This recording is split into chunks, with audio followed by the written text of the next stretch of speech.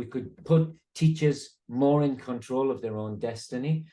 I don't know when we're going to get a government that's got the guts to do that, because, you know, education ministers want to make a name for themselves. They want to have more power, not less.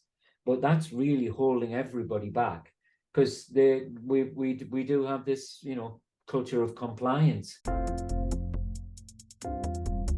Welcome to Rethinking Education. Education's critical friend. Hello, my fathomless friends, and welcome to the Rethinking Education podcast. This is Mr. Pickles, the podcast mascot. Say hello, Mr. Pickles. Hello. He's brought you his Radox bottle, which is his most prized possession. This is the first episode that we're going to release both as a video as well as on audio. So for those fans of learning styles among you, and that theory has many vocal advocates, as you may have noticed, everyone loves it to bits. The visual learners among you can head over to YouTube if you're not there already. Auditory learners can listen via a podcast player of your choosing. And the kinesthetic learners among you can watch or listen while playing in a sandpit or something. Today, I am speaking with David Price OBE. David is somebody that I've wanted to speak to for a really long time now. And the brilliant thing about having a podcast is that you can just email somebody who you want to talk to and say, can I just ask you questions for like 2 hours or more? And they almost always say yes. David is the author of 2 excellent books, Open, How We'll Work, Live and Learn in the Future, and The Power of Us, How We Connect, Act and Innovate Together.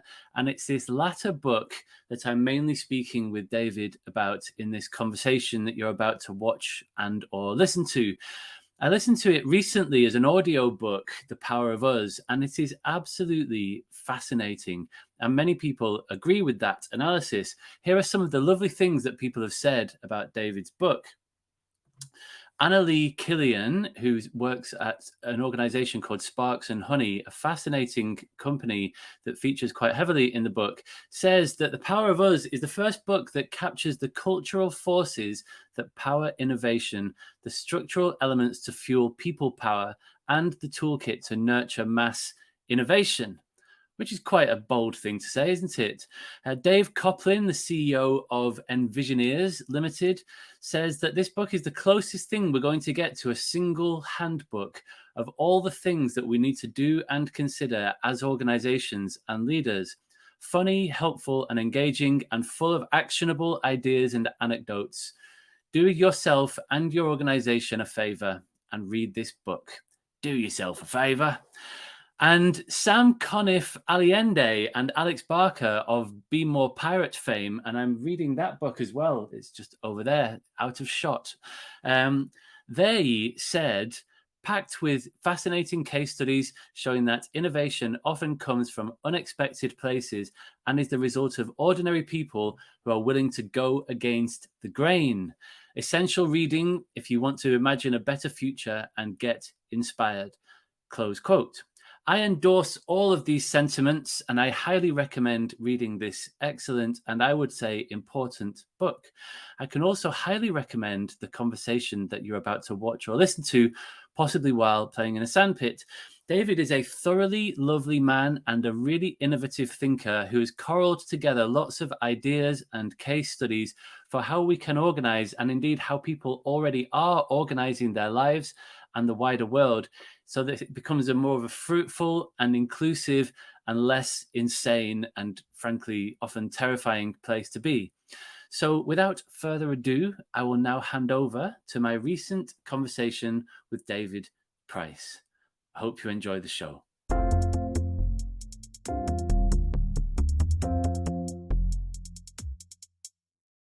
David Price, welcome to the Rethinking Education podcast. Thank you. It's good to be here.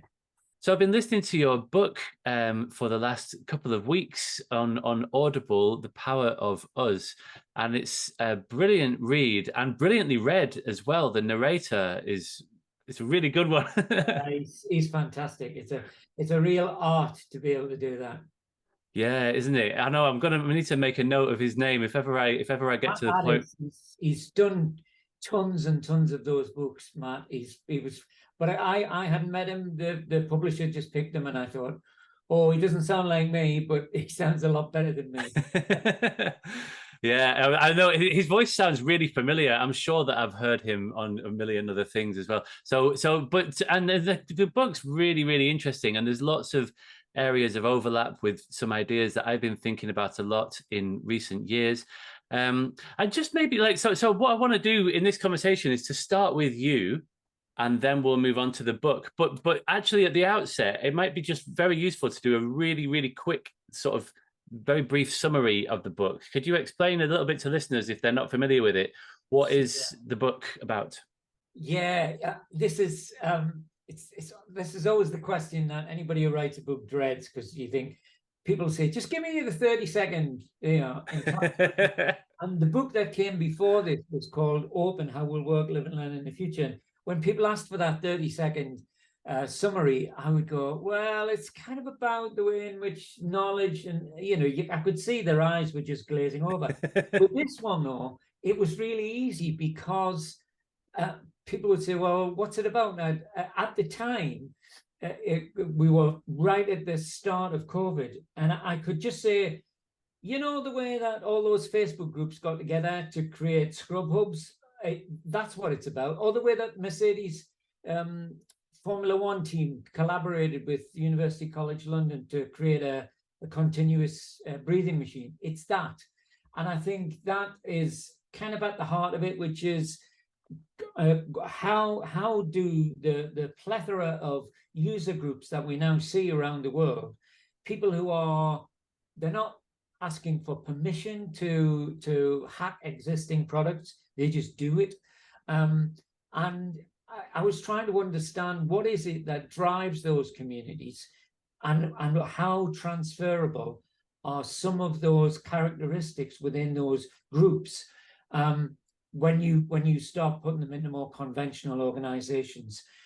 So very, very quick example, if you think about the Apple computer, it only came about because the two Steves, Steve Wozniak, Steve Jobs, used to attend the Homebrew Computing Club in a place that eventually became Silicon Valley. And by kind of following open source principles, they shared all of that knowledge between them freely. And then they made the world's first personal computer, and then changed completely. Their whole ethic changed. They didn't believe in being an open organization as Google kind of followed. And so that was also a fascinating process. What is it about the mindset of user innovators when they then become producers? Yeah, thank you. And it's such a absolutely fascinating area. I'm really looking forward to getting into this. For me, there was two quotes that really stood out from the book that seemed to distill what it's about, for me at least. One was, you were saying that you said that our natural propensity to solve problems creatively and collaboratively has been suppressed for a really long time, possibly even for the whole of the industrial era. And then you talk about all of these different ways in which user innovation can be sort of unleashed. And there's this sort of this latent potential, isn't there? And the second quote is, you say that you talk about the cognitive surplus that has been lying dormant, waiting to save the world. And it's really tantalizing prospect, the thought that we could figure out how to unlock all of this latent potential, this cognitive surplus that's just waiting there, all of this brilliant ability, this intelligence, problem-solving capacity to fix all of the problems that we face. If we can figure out how to set the conditions to unleash all of that stuff. Indeed. And I think, it hadn't appeared at the time when, or maybe it had, but the Repair Shop TV program is a classic example of that.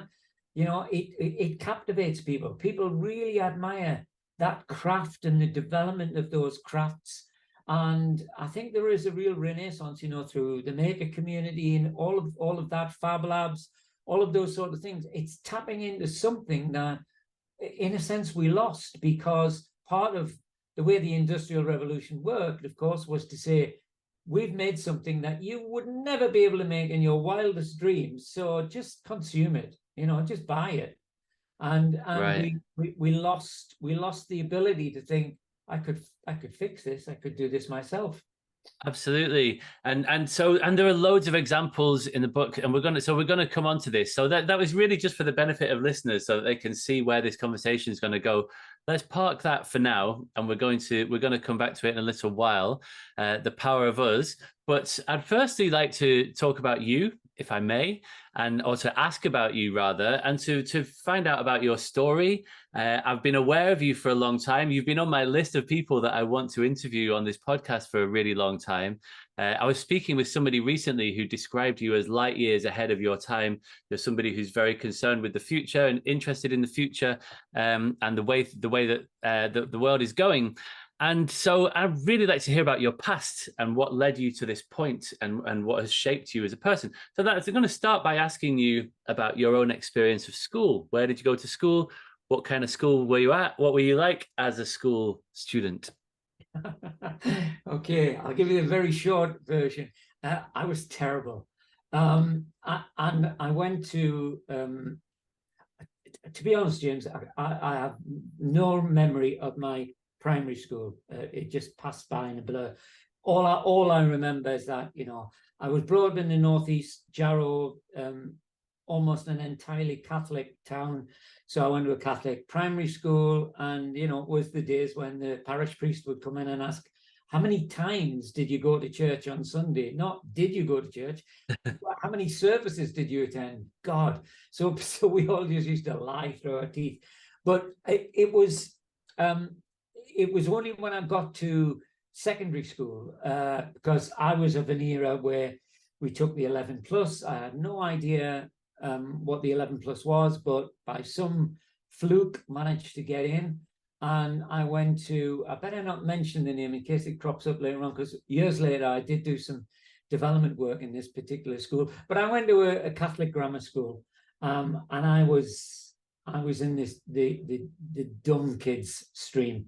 So I was in the lowest set for pretty much everything, and that coincided with the loss of my eyesight, or the diminishing of my eyesight, and I refused to wear those horrible national health glasses. So for, I'd say, most of my grammar school career, I just spent the time being as anonymous as I possibly could, so that basically no one would ever see me. No one would pick me out because I couldn't see what was going on the board anyway.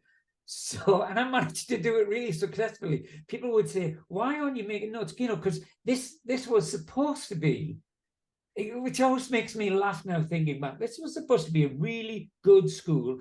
And yet we spent our entire time as students copying from the board what the teacher was writing up into our notebook. And I always wanted to scream out, just give me the bloody notebook. Why do I have to write it out? But I didn't even do that. So, people would say, well, why aren't you doing that? I didn't want to tell them I couldn't see the board. So I just bluffed my way through it. As a result, I couldn't wait to get out of school. I hated it, hated every moment of it. And, it's funny, I was at an event last week, a workshop that I was leading, and one of the head teachers there said, I think most of us are working in education because we really enjoyed it. And I said, no, I think some of us are working because we want to fix it. I think in my experience, at least, the opposite is true. Like when I've seen people doing polls on Twitter of like educators, what was your experience of school like? And it's nearly always abysmal. Like people had a really, really hard time at school. And yet, but psychologically, there's something really interesting that people are often still drawn back to this system that served them so poorly. Well, and I think, you reach I see it now, particularly in all the ed tech guys, the startups, where their own kids start to come along and they start looking around at a school, and many of them have decided to try and start their own schools because there's nothing there that meets their needs. And I guess for me, the reason that I was determined to do something in education was when my own kids started having pretty much the same kind of experience that I had at school. And I thought, you can just carp about it for the rest of your life, or you can get in there and try and do something. And so that's essentially what I try and do. Yes. Okay. Thank you. And so you couldn't wait to get out of there. And then what happened when you did get out of there? What came next for you? This is so funny because your career always makes sense in hindsight, but at the time, you just stumble from one thing to another. And the other thing that I find incredible now, especially when I talk to young people, and my heart bleeds for them, the ones who are struggling to find work, because during the late 70s, even in the Northeast, which was, Jarrow was famous for its high levels of unemployment, but there was pretty much full employment. So it wasn't whether you could find a job, it was what sort of a job. And, largely you could go down the shipyard, you could go down the mine, or you could get a job in the civil service. And so I knew I wasn't going to do either of the first two. So I got a job in the civil service, the DHSS, and I was probably the worst civil servant in the entire history of the civil service. I was shocking, to the point where every other week on a Friday afternoon, all of my colleagues used to have to come and take all of the work that I hadn't completed off my desk, and they would then complete it. And one day I was just ashamed at this. I couldn't take it any longer. Stood up and told the boss, I said, I'm just to let you know, I'm leaving next week. And he said, and I kid you not, these were his exact words. He said, and what about your pension? To which I said, I'm 17. I don't care about my pension. Maybe I should have done. But he said, what are you going to do? And I thought, yeah, what am I going to do? And the only thing that I was really passionate about was making music. My cousin was quite well known at the time, Alan Price. He was in a group called The Animals. And right. When I saw that, he'd managed to put a career together, I thought, well, maybe it's not that difficult. And so I didn't realize at the time, but I must have had a kind of entrepreneurial streak, because I wasn't a very good musician, but I managed to find a way to get enough work for me and originally one other guy, who I, again, to my shame, I managed to talk out of dropping out of his A-levels before he completed his A-levels. I don't know how I managed to do that, but then that led to, I was in a band and we were signed by Sharon Osbourne at Jet Records, and we went down the predictable sort of path that signed bands do. And then the punk thing happened, and I thought, this isn't going to go well for people like me who write these pretty little songs. So that it was at that point that I thought maybe I could go to college. But if anyone had said, you'll end up working in education, I would have said, no, that's never going to happen. But I sort of slipped into one job, followed another, and that's how it kind of came about. I see. Right. Okay. And so how would you describe yourself now? So on your website, it sort of says that you work with organizations mainly, not so much in education. But I sort of became aware of you through your work around education, and you sort of edited a book a few years ago, Education Forward. What's the role that education has played in your professional career, and how does that fit in with what you do now working with organizations? Well, I would say most of the organizations that I'm working with are still schools. So, a lot of that work is at a strategic level. But I also I probably spend about a third of my time giving talks, about a third of my time training teachers in, a whole variety of what I consider to be innovative approaches to education, and about a third of my time on the kind of more strategic aspect with schools and other organizations. I've always had terrible trouble from some people because I refuse to separate out those two things, the commercial world and the education world. And I do that purposefully because I just think there's an awful lot that both those sectors could learn from each other. So I deliberately didn't write, the power of us for education and the power of us for businesses. I just blend those examples and case studies. So that's kind of how, but I should be long since retired. I just can't stop myself, I suppose. I've noticed this. Lots of people keep retiring and then unretiring as they realize that actually they're just drawn back into it. And so help me to join the dots here. So you were a musician for a long time. You describe it in the book as what was it, the penniless hedonism of being a music or something. And so help me to connect the dots. How did you get from there? Did you work as a teacher for a while? How did you get into working with Good question. schools and organizations? To be honest, again, this is my naivety. My whole life's been characterized by my naivety and just stumbling into things.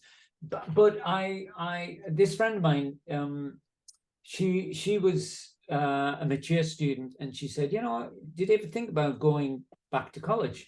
At that time, I was working in Ibiza in piano bars. Before that became kind of usurped by the whole dance movement. But it was, it was starting to lose its appeal. And I thought, what else could I do? And I would join these kind of pickup bands, and they would always call me Bamba after Bamba Gascoigne, because I read The Guardian, and I was, But in a rock and roll band, you tended not to read The Guardian. So I suppose there was something about, at that point in my life, I wanted a bit more kind of intellectual stimulation. But frankly, it was a commercial decision.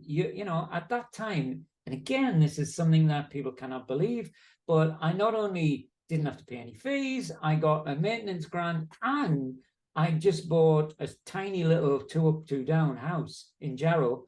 And the government paid the interest on the mortgage. It's astonishing now.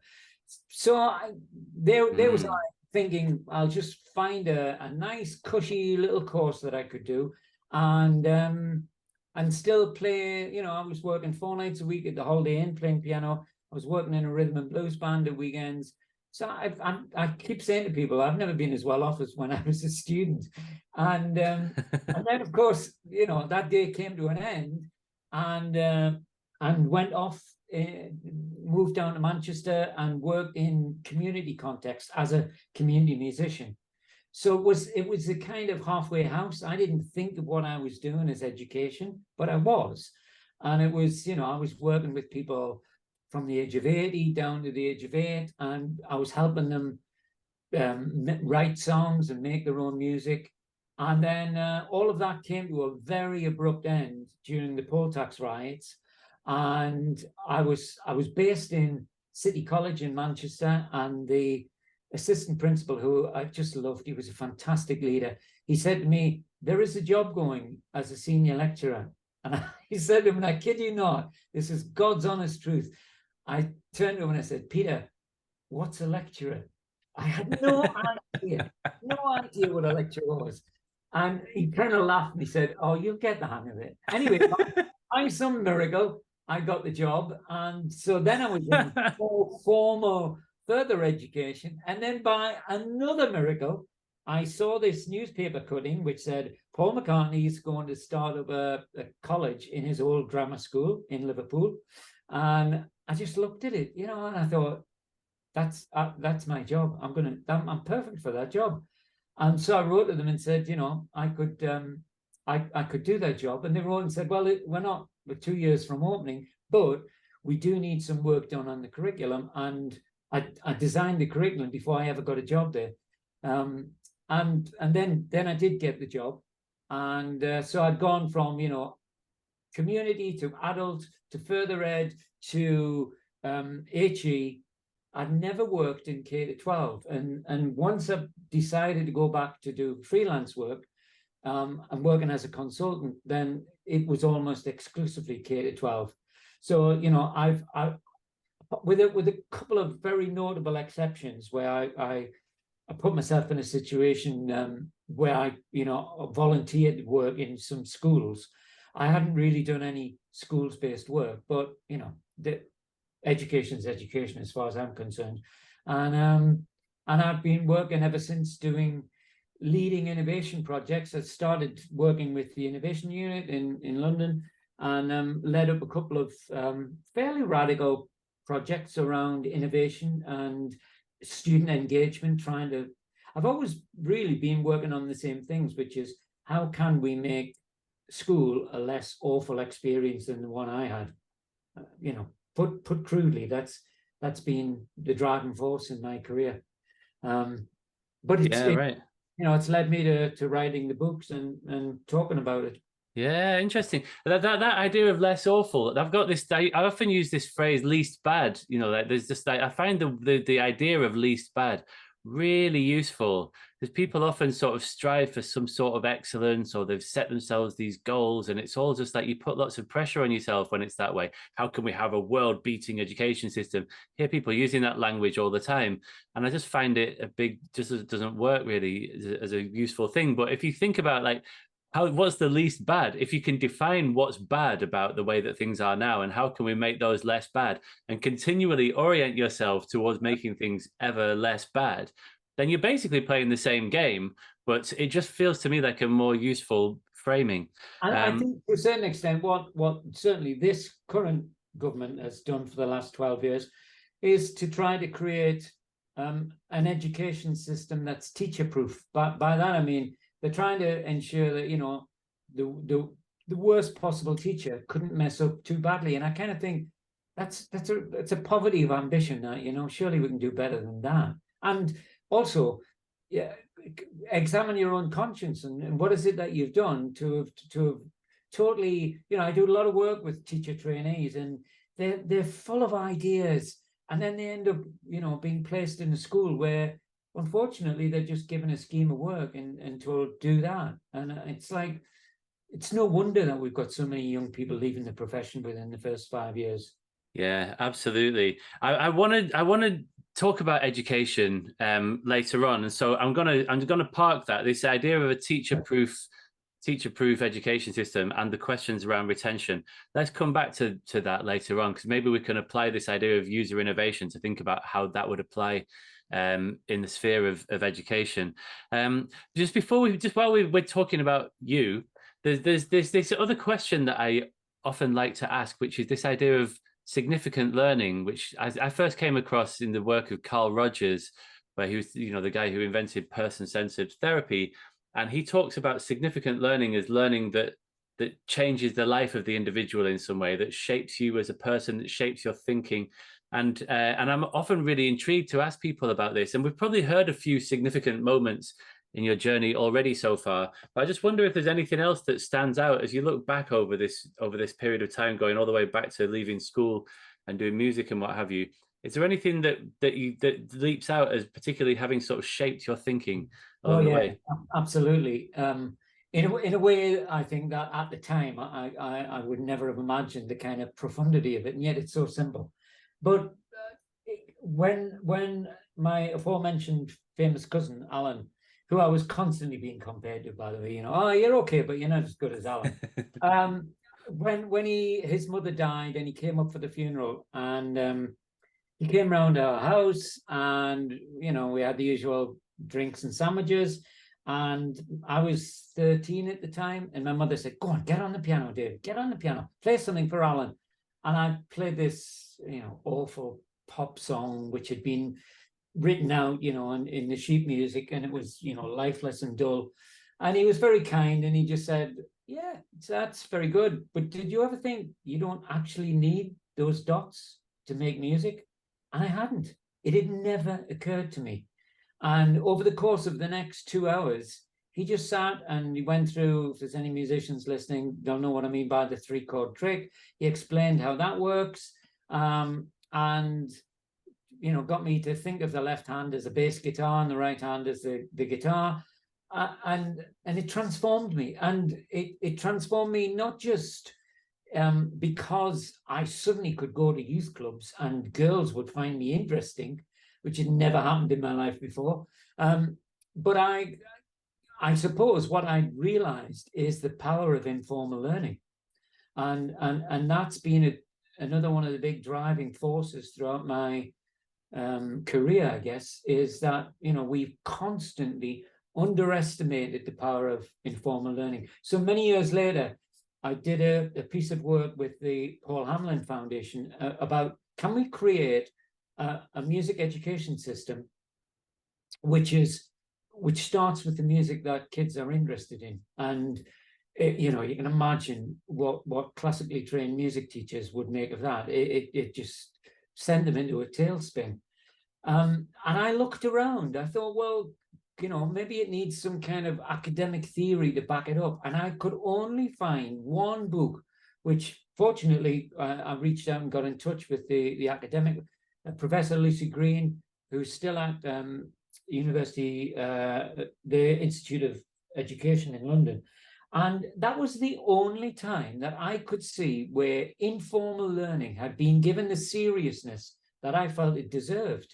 And I think that's to academic shame that they haven't looked at, well, how did people learn before school? You know, school's a relatively recent invention, and yet we still seem to make progress. So for me, it was always, from that moment on, really, it was about how can we actually get that sense of immediacy?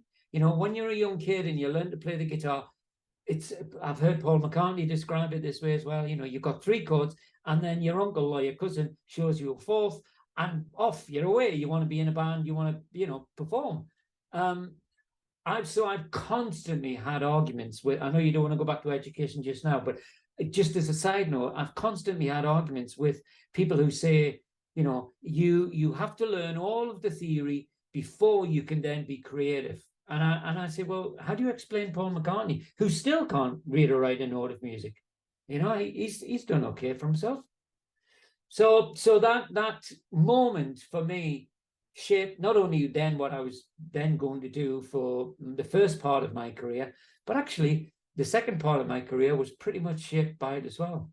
Absolutely, yeah, really interesting, and it's hard not to bleed the conversation into education, isn't it? Because sort of everything does. Yeah. Like, this was what eternally happens in my internal monologue. It's just like looking at problems in the world and just hoovering it into an education framework.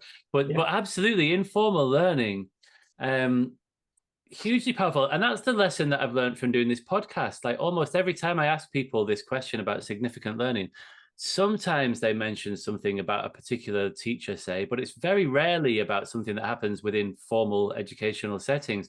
The learning that counts, the learning that shapes us, the learning that really matters in shaping our lives is often incidental, accidental, spontaneous, you know, random in some sense. And that's fascinating, especially when you think of how much content there is in the curriculum. That it's sort of oppressive, isn't it? The combination of all the content, plus all of the accountability, plus all of the just sort of the managerialism that sort of that weighs down on the profession through to school leaders, onto kids, and through to their parents. And there's no space, is there, for those informal sort of connections to be made, because there's just the way that the system is organized. And so, absolutely. So, is there anything else that springs to mind in the significant learning category before we move on? Well, I guess, you know, we've met, all of us meet people who have this transformative impact upon them. And my head of music, when I was at college, you know, God love him, he heard me play this really dreadful, easy to play version of Claire de Lune as my audition piece. It was a crime against music. And he sat through it, and he looked at me and he said, "It says here that you've been a professional musician for the last 15 years." Now, I kind of hung my head and I said, "Yes, I have." And he said, "Well, you haven't been doing that." And I said, no, I write songs. And he said, "Well, play me some of that." And so he believed in me at a time when I just thought, you know, the world of academia just seemed beyond reach for someone like me, who was, you know, we were brought up in very, very underprivileged circumstances. My mum and dad always made sure we never went hungry. But, you know, growing up in 1950s Jarrow was not easy. And it just seemed like laughable that you could become an academic. You know, it was laughable that you'd even go to university. And one of the, I suppose, the chips on my shoulder that I've carried is a refusal to sort of play that game, you know, that academics play, where they will cover up the the point that they're trying to make in such obscure languages and with, millions and millions of references because they have to. And I just thought, by this time I'd met Ken Robinson, and he then became, this huge father figure in my life.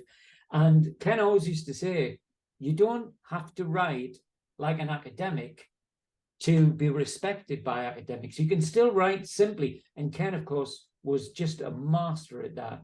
Could write really accessibly, but he was still making some really powerful intellectual points. So it was Ken really who said to me, it's about time you wrote a book. And I got great advice from him about how you write a book, because again, nobody really teaches you how to write a book. You've just got to find out yourself. So yeah, a number of people who've had that key input at a particular time in my life that I really needed it.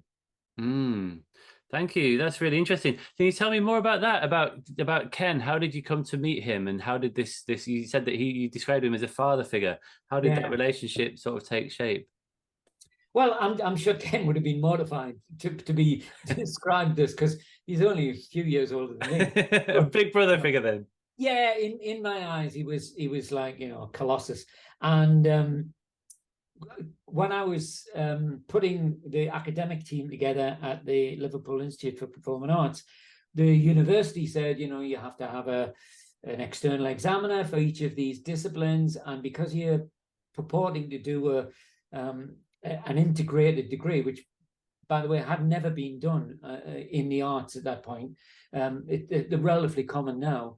But they said, so you'll have to have a bit of a polymath who is comfortable working across all of those disciplines and has a really strong academic track record.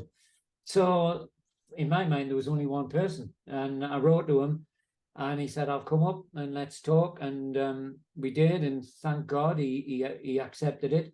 And then when I went freelance, Ken was good enough to get me a few jobs, one of which was going back to my old grammar school and trying to understand, what had happened to me and why these people had put me through hell for 6 years. But on the basis that we were trying to design a new kind of merged set of schools. So he not only, got me started, kind of encouraged me to write a book.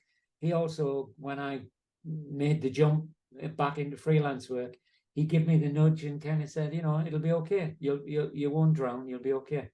And what was the book? What was your first one? So that was a book called Open: How We'll Work, Live and Learn in the Future. Didn't start with that title. Didn't start with that premise.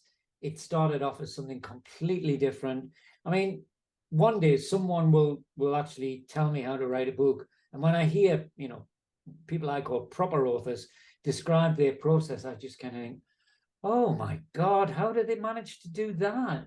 Because the only way I can produce, 300 pages that make some sort of sense is for me just to follow my instincts, follow the things that I find interesting, and not worry about where they're going to lead, what the overall thesis behind the book is going to be. In that particular case, the key phrase that made me think this is what I want the book to be about was when and we were just starting the Liverpool Institute at this point, or maybe not, maybe it was just before that. Anyway, Tony Blair had said that he stood up and made a speech about education and said that in the future, the profusion of technology will mean that everybody needs content, and therefore the people who produce content are the ones who will inherit the earth. They'll make all the money, and that's what our schools need to be concentrated upon. The reality of the situation was that he didn't foresee that people would be more than happy to give that stuff away, to give the fruits of their intellect away, and that the whole concept of intellectual property was turned on its head. And I thought, well, nobody saw that one coming. And so that I then started to dig into what is it about that kind of motivation that we had, and bear in mind the naivety again of someone who looked at Twitter and thought, isn't this a great place? And now it's, I still think there are more random acts of kindness which take place on any given day on Twitter than there are, people trolling. But there's no doubt that it's become a magnet for some of the worst aspects of human behavior. But I just thought, no, people are basically good, and they want to benefit humankind. And if the way to do that is to make that information as freely available as possible, you just have to look at what happened with COVID when the Chinese initially said that they weren't going to release the genetic code of the virus. And then eventually they had to, the pressure was too great. And the moment that they did that was the moment that AstraZeneca, created the vaccine in periods that were just considered unheard of. But that was because they made that knowledge freely available. Someone didn't have to kind of get the disease and then break it down and do all of that. It just shortened the whole process of innovation. So that's kind of what the book was about, which is to say, you can learn formally, and there's nothing wrong with that. Everybody needs a mix of that. But there is something about the way in which people were learning socially, and it's just now. 7 years ago, a lot of what I was saying, people were going, I don't get it. What are you talking about? But now everybody, gets a YouTube video out rather than a recipe book, and they look at, what did Jamie Oliver cook? And how do I do it? And we just watch videos like that. We find all of that information because it's just ubiquitous. It's everywhere. And I still think that we haven't fully reaped the benefits of that. But, the points that I was making to educators in that book was, for goodness sakes, let's not pretend that it doesn't exist. So, if a child can watch every video of every lecture from some of the world's greatest lecturers at MIT, why would they want to listen to you drone on and go through your PowerPoint presentation? Teachers have to do something. And, for a long time, I used to get teachers' backs up by saying, any teacher that can be replaced by a YouTube video will be. And, people would get awfully upset about that. But the reality is teachers have had to find other things that they can bring. Because you can watch that stuff anyway. And I think the next phase of that development, and I keep saying this to educators, and again, it horrifies them, but I think within the next 10 years, maybe 15, we will see a global peer-to-peer learning platform where young people teach themselves, basically. And the great American that I once did a conference with, Richard Elmore, a genius, sadly died within very short space of time compared to Ken as well. And he was telling me about this thing called Redes de Tutoría, which was starting in Mexico, which was kids become proficient and expert in one area, and then that qualifies them to teach other kids. And that was their way of coping with the shortage of teachers within Mexico. But it doesn't need a shortage of teachers for that approach to become popular. And I think kids are so much better networked now. The technology doesn't scare them. I just think it's a matter of time before we will get peer-to-peer learning at scale around the globe. So let's not try to pretend that it doesn't exist. Let's work with it. Right. And so can I just clarify, what do you mean when you say peer-to-peer? So the kid who shows you how to do that Cruyff trick with a football, and then you practice it, and then they show you, no, you don't do it like that. That's all I mean. The kid who has always helped you with your homework in school, but they get told off if they do it. Well, why do we do that? Why do we punish kids for engaging in peer-to-peer learning? Why Why aren't we promoting that? Because we all know, any of us who've been involved in education know that the best way to learn something is to teach somebody else how to do it. So it's a sort of win-win. And restitutoria is spread around the world like wildfire, not because it does away with the need for teachers, but because kids love learning from other kids. And we need to facilitate that, not block it. Yeah. Okay. And so we're bleeding here into the power of us, it seems. And so let's just like go to the start of that. What was this spark that led you to realize that there was a book here? In the start of the book, you talk about a talk that you gave at South by Southwest. Yes. So I suppose for me, being a musician, we used to have this thing called the second album syndrome, which is like you used all your good songs up on the first album, but the record company wants a second album, and you think, oh God, what am I going to do? And people kept saying to me, are you going to write another book? And I had a publisher who said, well, when are you going to get another book out? And I just didn't know what to do. So I was starting to kind of toy with these ideas of user innovation. Again, looking back in hindsight, it makes total sense, because if we share what we knew, well, we pretty soon want to share what we make. Or, in cases of COVID and the incredible ingenuity that we had, share what we make at scale, which I think is the next big step, the next big development. But it just seemed like these were just nascent ideas that I had kicking around. And I'd heard about South by Southwest, that it was super cool. It was all hipsters and trendy. And, nobody ever got an invitation to speak there. But I thought, well, I'll bung in a proposal. And all I could propose was, the title was something like, Say Hello to Your New Best Friend, People-Powered Innovation. And I thought, well, that'll get them hooked in. And me and my wife were sitting outside this hall, which held about 500 people. And I didn't realize it was like Edinburgh Fringe, there's nobody there till about 5 minutes before the performance is due to start. And there was literally nobody there, just me and my wife.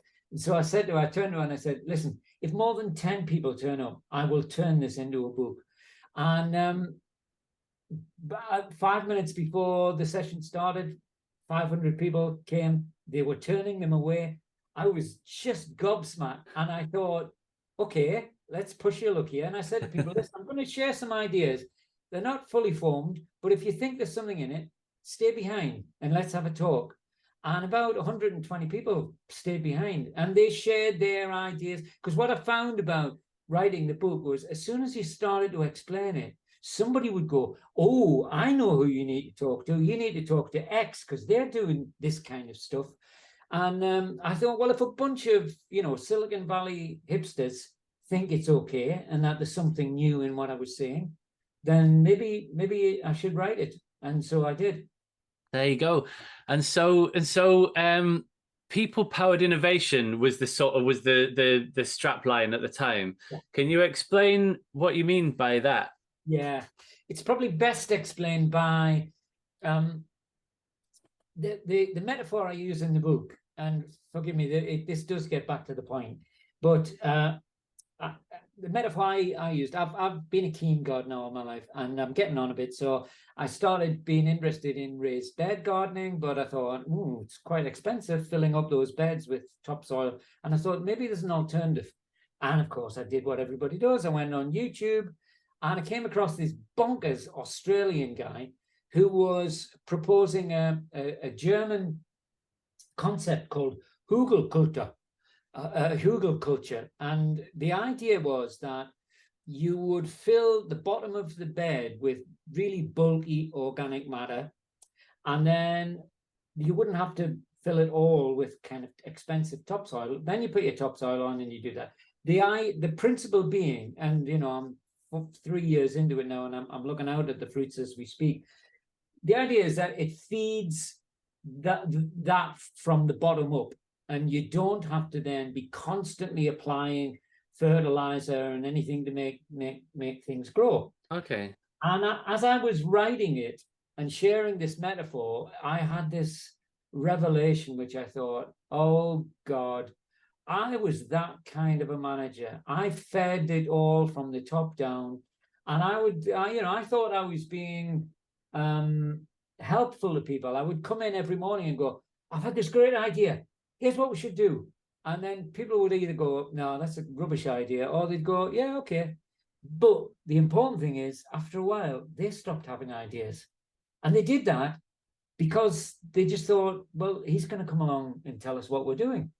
And so there was a couple of times when I was writing the book that I just thought, oh, God, yeah. Like, I used to think it was my job as a manager to work on people's weaknesses, not their strengths. And that was wrong as well.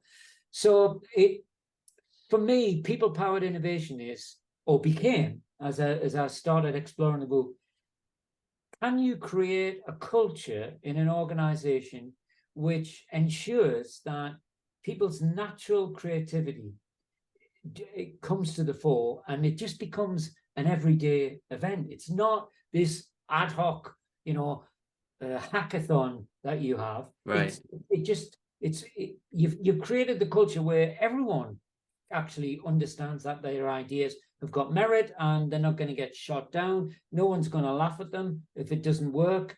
And that's really what I ended up doing, which was to go around schools and non-schools, places like WD-40 that I visited, really innovative organizations, to see what are they doing in terms of their culture that creates this sense of people-powered innovation. But I also looked at what was going on in the world beyond either school or education or commerce.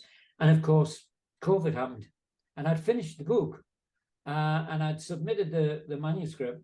And then the publisher rang me up. I was actually in Australia when COVID first happened. I was doing a training tour. And she rang me and she said, you're going to have to rewrite the book, aren't you? And I said, yeah. Because it would have been like, writing a novel during the Second World War and not making any reference to it.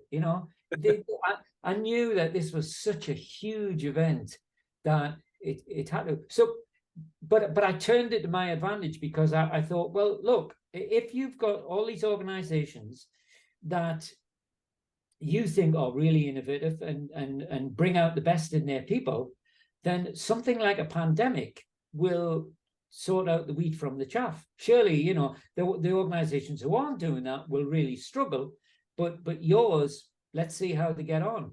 And that's what happened. And it was reassuring and reaffirming to see that most of the places that I talked about, whether they were in the private sector or whether they were just, 17-year-old kids in a bedroom creating, world-beating COVID tracking apps, they were doing amazing things during the pandemic. And on the other hand, governments all around the world were just failing signally to deal with this epidemic. So the phrase I use in the book is communities are outperforming bureaucracies. And I really do believe that. Right, absolutely, and I can completely see how the pandemic just served to underscore your thesis that like you say, you'd already submitted the manuscript, and then this massive proof in the pudding arrived. And so, just to pick out an example of what you were talking about there, so like in this country, the track and trace app, I think the government paid a private contractor something like 38 billion. I believe it might not be correct, but I think it was 38 billion, and it never materialized. They never even produced one. And you contrast this with a kid. Is that the person you were talking about? A 17-year-old kid in South Korea. What's his name? Well, there was two. There was Ryan Jun-So-hyung in South Korea, but also a kid in Seattle at the same time was doing the same thing, and that was Avi Schiffman.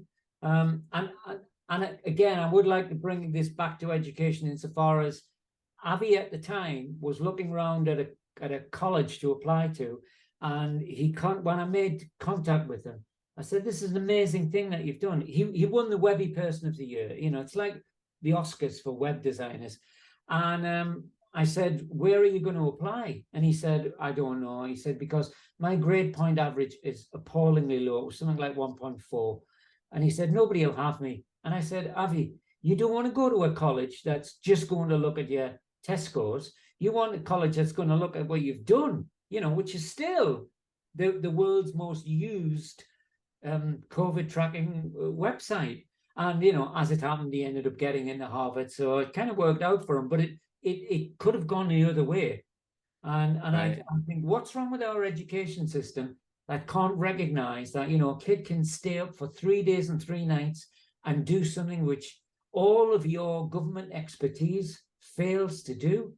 We surely have to find ways to recognize that. Right.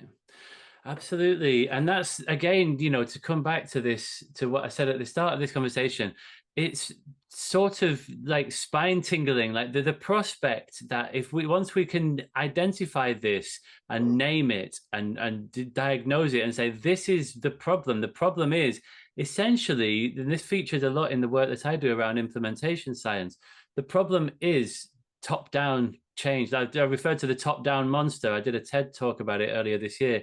That we just get the top-down guy out of the box every time there's a problem. We're like, right, let's just organize this in a rigidly hierarchical way.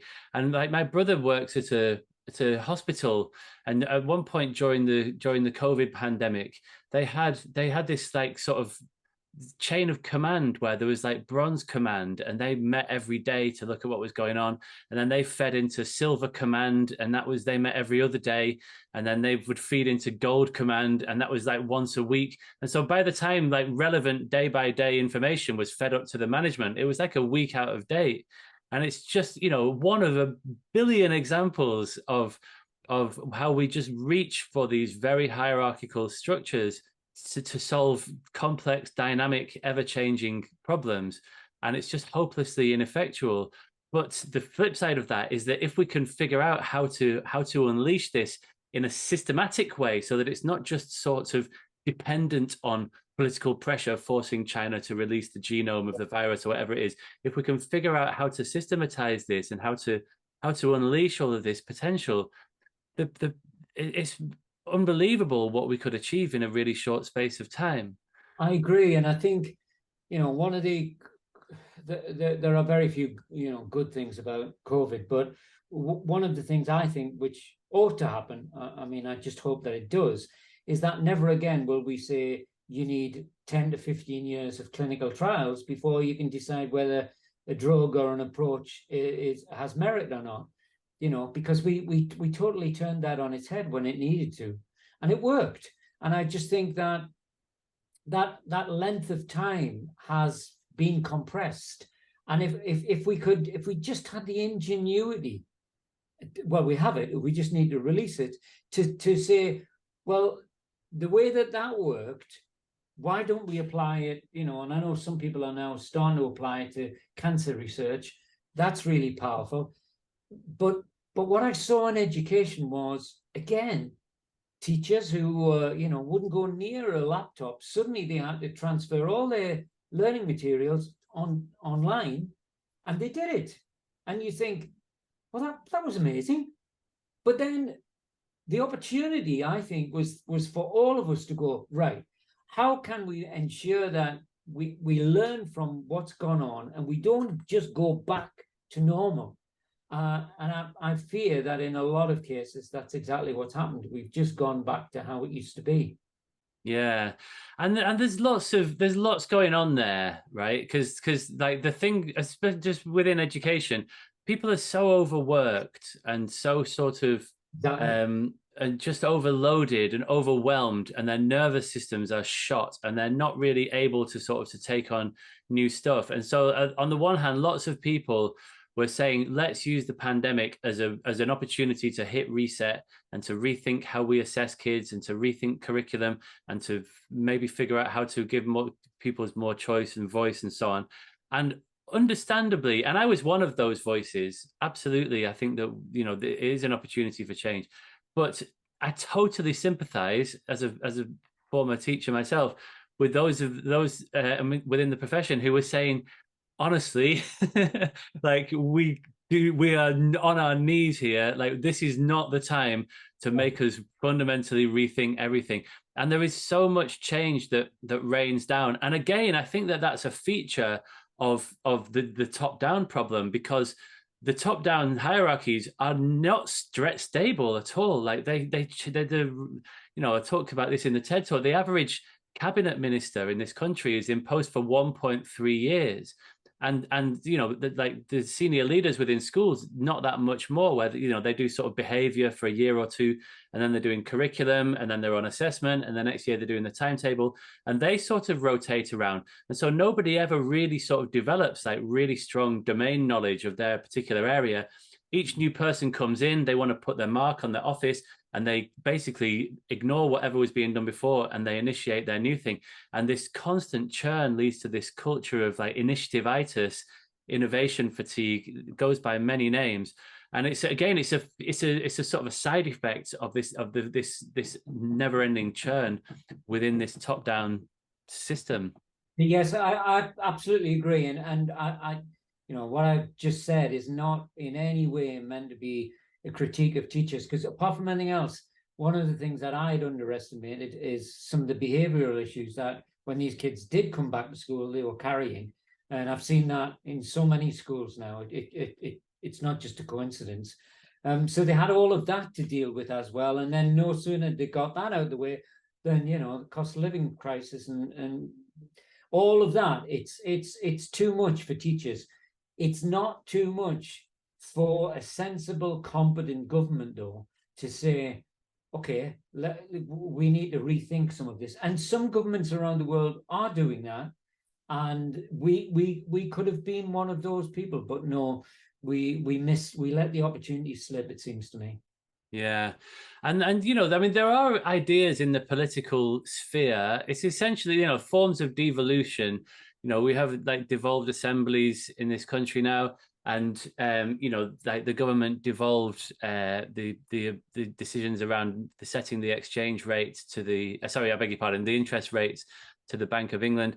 And there are they're not world-beating examples, but they're sort of in the ballpark, aren't they, of devolving decision making to the most local or to a level where it can be better regulated, where you've got a system that's more dynamic, where there are more sort of thermostat dials, if you like, where people with local oversight over their particular context are able to make smart decisions at the point of use. And actually, you touched upon health there. So before we get into the next question that I have, there was something that was fascinating in your book that I have never heard of before, which is the people who are doing drug trials on themselves. These sort of biohackers, right? And often with generic drugs, because there's no incentive. So a generic drug, for the benefit of listeners, is a drug that's like when people develop a drug, there's a patent, isn't there, that lasts for like something like 10 or 15 or 20 years. And then once it's expired, the patent's expired, then it's available generically, like paracetamol. And that's why you can buy it, in the co-op for 39p for a packet or whatever.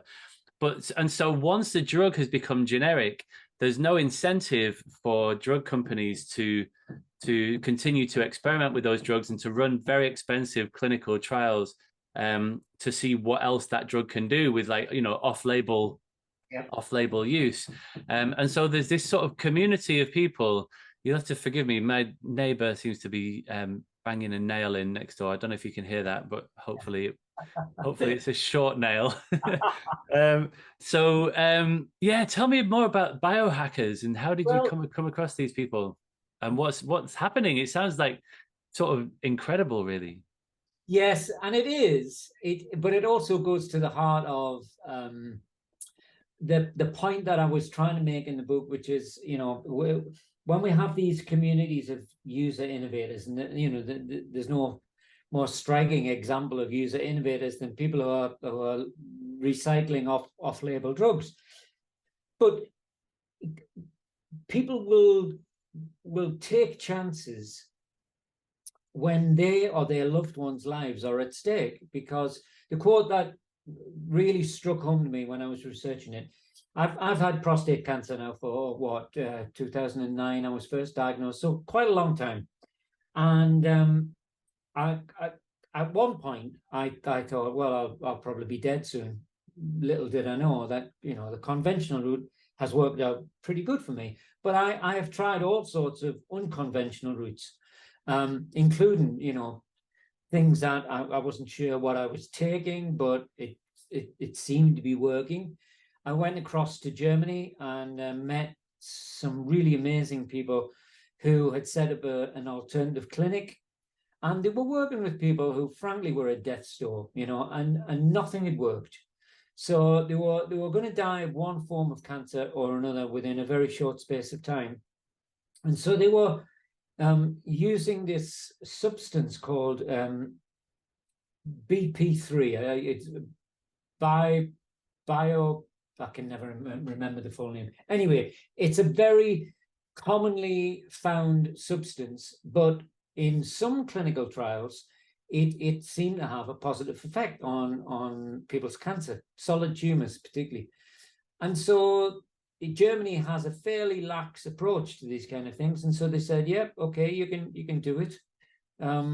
So they loosened the kind of regulation, and I went over to see them, and I realized then, as one cancer researcher that I spoke to at my local hospital, Jimmy's in Leeds, said, for years I've had patients come in and say, what about grapefruit seeds? What if I take them? Or, what were some of the other ones? Some bonkers kind of ideas. And he said, I used to think that these people were just nuts. He said, and then my brother got glioblastoma, which is a killer. It's one of the worst cancers he can get. And he said, and then I found myself on Googling Mexican clinics, and he said, when you've got nothing, literally nothing else, you will consider anything. So I think there's a really interesting thing about how our approach should be towards people who are, let's say, on the edges of legality, or they're stretching the bounds of regulation. And I'm not saying that we should just go, yeah, whatever you like, biohackers. The guy that I mentioned in the book was literally injecting himself with altered DNA that he'd made himself, and he was doing it on a live stream, YouTube. And you kind of think, whoa, I don't think that's a very good idea. But he just said, it's my body, I choose to do it. So, finding that balance is really difficult. There's a guy in London called Tim Omer, and Tim's got type 1 diabetes, and he could not find a continuous glucose monitor that was less than $5,000. And he happens to be an app designer, and he thought, well, how difficult can it be? So he created his own, and then made that information available to a group of parents. They're called Night Scout. They're a global network of parents who want their kids to be able to go on sleepover parties, but don't want them going into a coma. And they now have these adult parties where they go around and they show how you can make your own, and they do it. And they're facing all sorts of pressure from the big pharmaceutical companies to stop doing it. And their hashtag is, we're not waiting. And you can see why. They're not waiting until there's an affordable option when they know they can do it themselves. And they're willing to take that kind of risk. And so I kind of think, okay, there's a number of ways we can deal with this wave of what I call mass ingenuity. You can try and stop it. Bad idea. You can ignore it. Really bad idea. Or you can try and work with it. And that's the argument in the book that I have. Find ways to work with these user innovators, because in some cases, like Procter & Gamble, it can save your company. They were on the point of extinction, Procter & Gamble, but once they threw out the call, far and wide, anybody who's got an idea, bring it to us. We'll put you in on the royalties. Now they changed their motto to proudly found elsewhere, which I think is fantastic, and it saved the company. So I think what you have to do is to find a way to incorporate it. It's a tricky thing to do that, because if these communities suspect your motives, I don't know if you can remember when Rupert Murdoch bought MySpace, which was a little place for unsigned bands. He just thought, oh, I can buy that, and then I'll have all these bands and make money off. But they just went, no, if that's what you're doing, we'll go elsewhere. And of course they did. I kind of think the same could happen now with Twitter, the way Elon Musk is behaving. They'll find other. You can't upset those communities. Once you lose the trust of those communities, they'll never give you it back. And so I think it's a very interesting dynamic that goes on between what I call the producers and the user innovators. Yeah, right. Absolutely.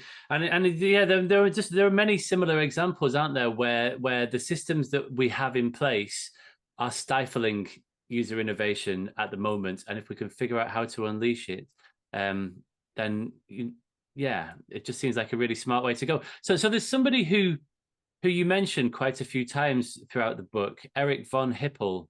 Yes. Can you talk to me about him and his thinking? Because he was really instrumental as I was putting those ideas together to begin with. His work. He's at MIT, and he's the first person who came up with the notion of user innovation. And I think it was probably about 15 years ago when he discovered that the more he dug into this, the more he realized it was not this thing that happened in the shadows. It was happening everywhere. It just wasn't being recognized. And he did a study which showed that something like 53% of all new products and services are created by the users themselves. So, mobile banking in Africa, it was not invented by banks. It was invented by people who bought, essentially they bought tokens, which they could then use to transfer money. And so there are so many examples, the skateboard, the World Wide Web is created by its users. And so there are just so many examples where this has happened. And Eric was the first one who saw what was going on and said, we really need to look at this because it's interesting. It's interesting how these people operate. And there was a few people that I mentioned in the book who had studied the kind of ethics and the kind of motivations behind them, because I think it is fascinating when you look at the phenomenal growth of social movements. In the last 10 years, there have been more social movements than in the previous 100, and they've learned from one another. And I think that's the interesting thing. So they're now far more effective than their predecessors were. So Extinction Rebellion learned from Occupy, and they share that wisdom and that knowledge.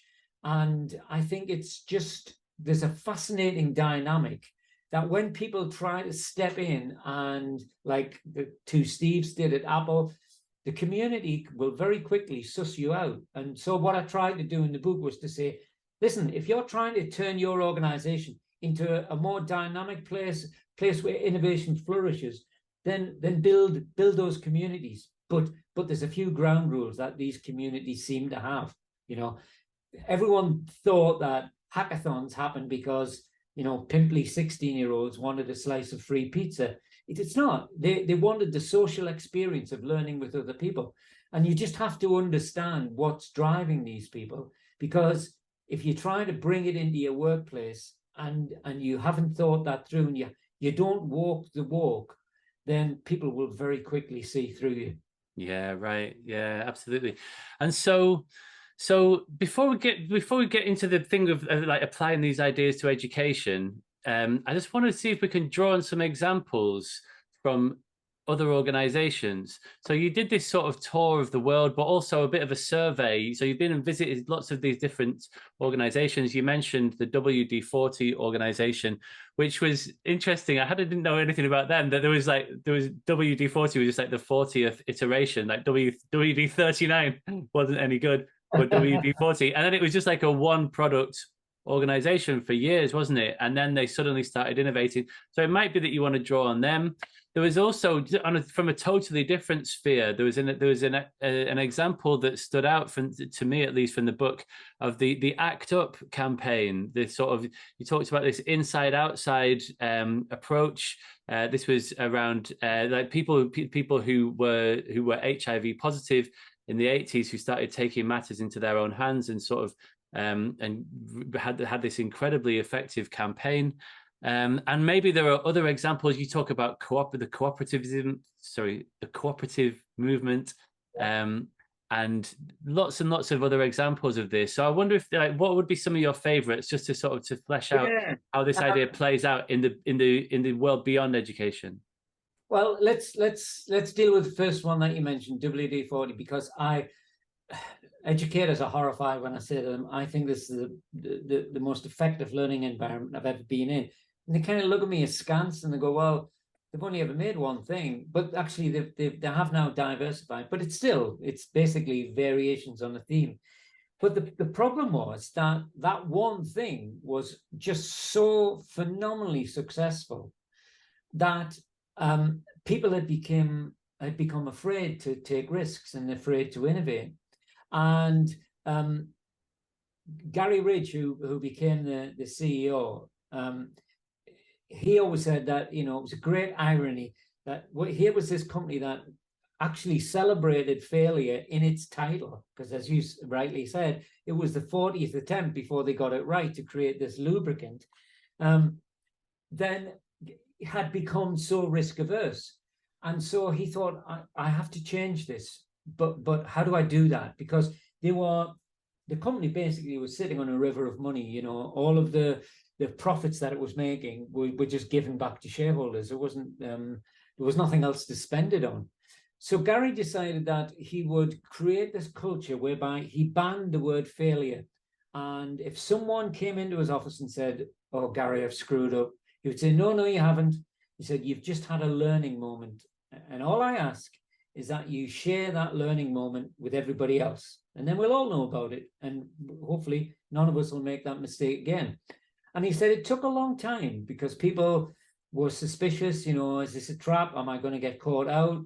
But eventually it did transform the culture of the organization. He also put in a lot of scaffolded learning opportunities for people. And it is an incredible organization that, has become this global phenomenon. Everyone has a kind of WD-40 under the sink.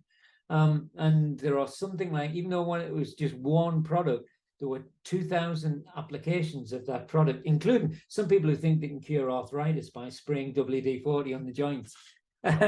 So is that Donald Trump by any chance? Yeah, it sounds like it, doesn't it? So that was one kind of, example of a big multinational conglomerate. The one that I really liked, and I kind of told the story at some length, only because the founder of the organization has such a fascinating backstory himself. But in London, there's an organization called Repowering London. It's a co-op, and they work in these the kind of housing estates, social housing, in start off in South London, but they're now all over. And they also have taken over overground stations to produce food, and they use solar power. Now, they've got this beautifully circular model whereby the young people who live there, who are often unemployed, little prospects, they learn how to construct solar panels, which then get put on the flat roofs of these big housing complexes. They generate all their own power. They now generate a surplus. It's a community investment opportunity for people. So it brings back a very, very small return, but the community itself is investing into it. Young people are being trained to find jobs. But the story that really tickled me about that was they were having a meeting, and someone said, we are generating a surplus here, but whilst we're doing really well, my uncle, who's half a mile away, he can't afford his energy. And they said, why can't I give my surplus to him? And they said, well, it just can't be done. There's no physical way of doing it. And they said, well, let's find a way to do it.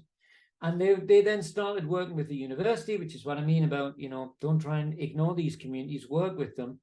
And they are now trialing the world's first peer-to-peer energy trading platform. So they've got proof of concept. So if I make a surplus on my energy, I can gift it to someone else, and they'll be getting free energy, as it were. It's an example of that kind of ingenuity, and of course I found it and wrote about it ages before Putin decided that energy was going to become this really scarce commodity.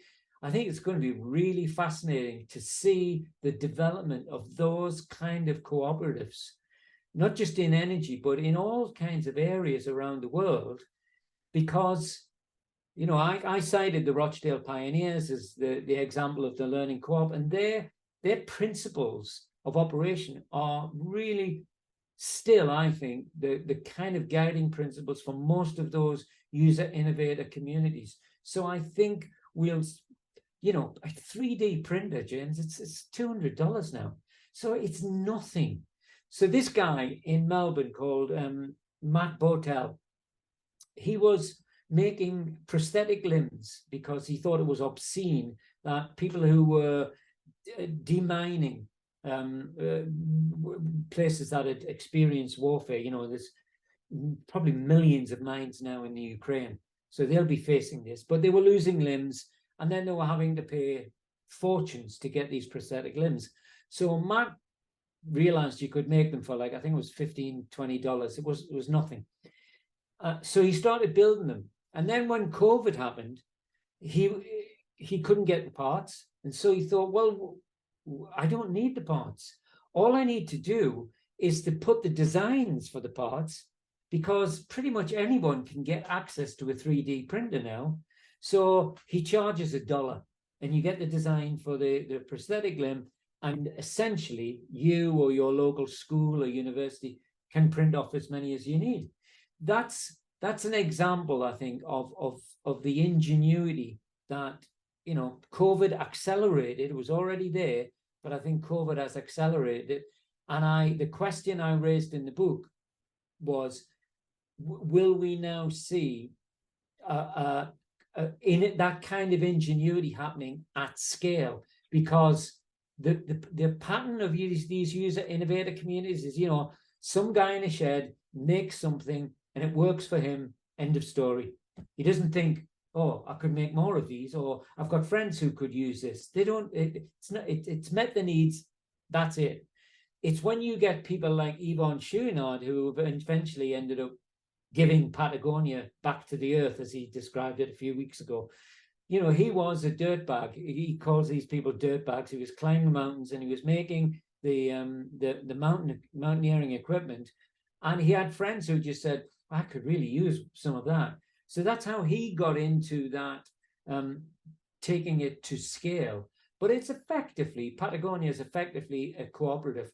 And I think we'll see, but I hope we'll see a lot more of these kind of cooperatives operating at scale. I mean, they already do. Some of the biggest banks in the world are cooperatives.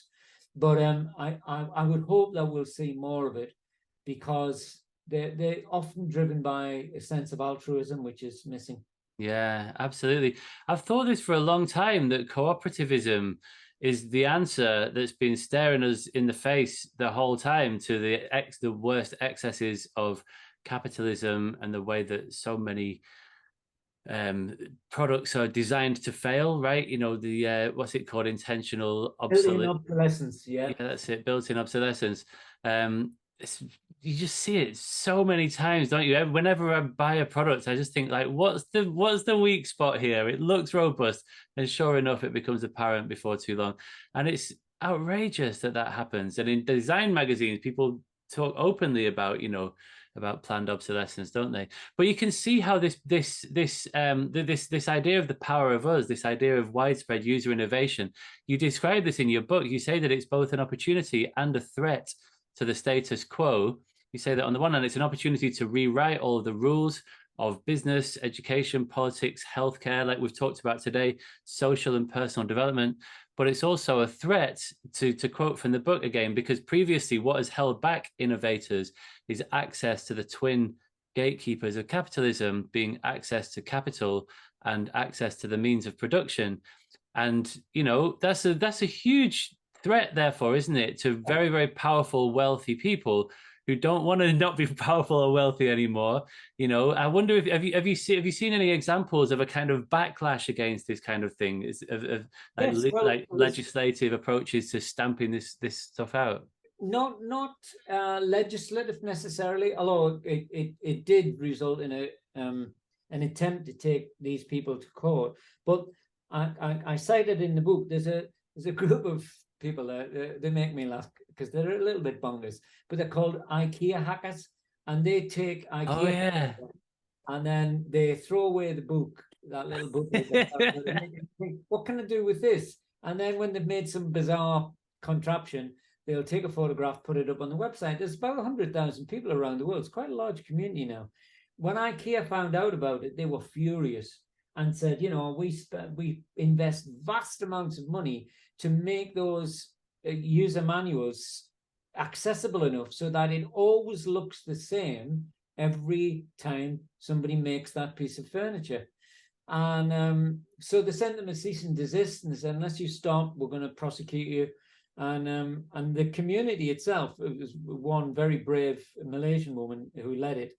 They said, fine, if that's what you want to do, we'll just go elsewhere. We can use anybody's furniture. We don't have to use yours.